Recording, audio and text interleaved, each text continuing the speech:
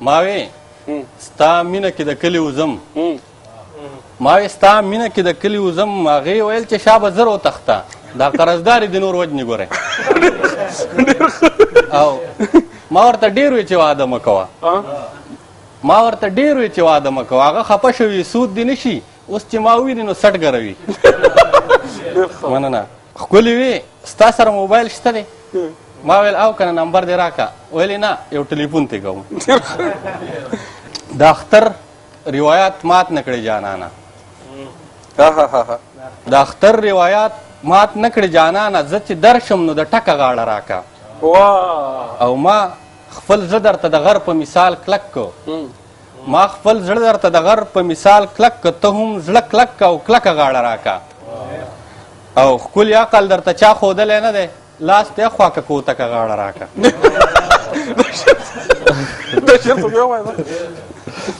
ښکلي عقل درته چا ښودلی نه دی نو لاس دې خوا که کوتکه غاړه راکړه او زه په ټول کلي کې په فرق سړی زه په ټول کلي کې په فرق سړی او زه په ټول کلي کې په تا مین شوم نن یوه نوې حدیثه وشوله نن یوه نوې حدیثه وشوله او په زوړ اشنا یو ځلې بیا مین شوم او مننه او ما زړه د ځانه سره وړی نه دی ما زړه د ځانه سره وړی نه دی او ما په پوره وجود سفر ونه کو او هغه ته پته وه چې څوک نه راځي هغه غنم العشر ونه کو ډېر ښه ویلې پوی مو په چل کې راله مخ دې لیدو ویلې پوی مو په چل کې راله مخ دې لیدو ګینې تا سلی وې چې ستا د ځنې خال څنګه دی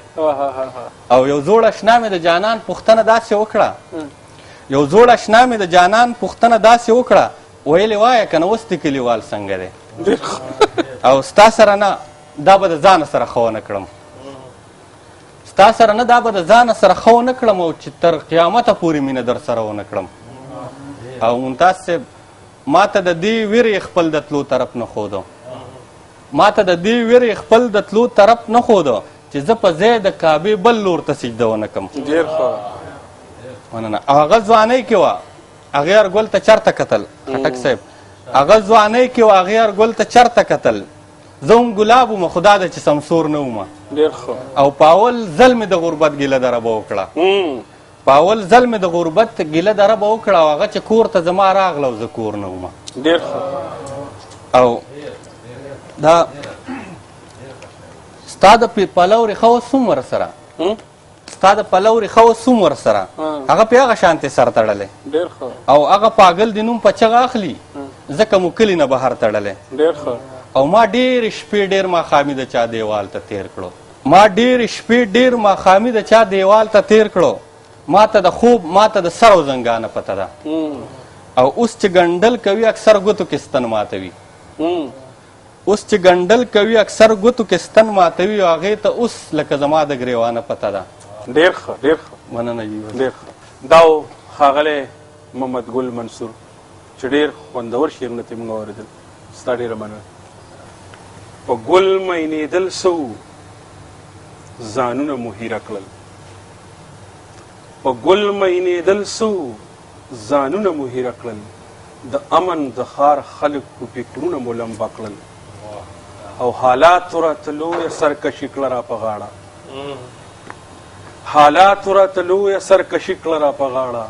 بلا بلا سرونه مو د خپو لاندې میده کړل په دې شعرونو باندې جمیل شاه شاهین له بلنه ورکوم چې موږ په خپل کلام باندې ونمانځو دا نظم نے عنوان ہے اختر اختر